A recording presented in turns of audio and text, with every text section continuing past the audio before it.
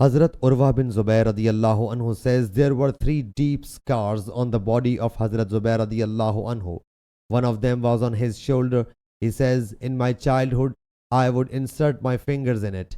He states that he, Hazrat Zubair radiyallahu anhu, got two wounds in the battle of Badr and one during the war of Yarmouk.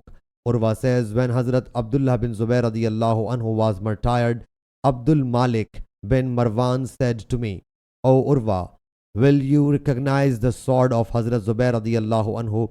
I replied, yes. He asked, what is its identification mark? I said, in the battle of Badr, it got a dent in its sharp edge. He said, you speak the truth. Then he recited, their swords broke while they're fighting against the troops. He then gave Hazrat Urwa that sword. We estimated its price at about 3,000 dirhams. So one of us purchased it and I was left with a yearning to buy it. Sahih Bukhari, Hadith number 3973.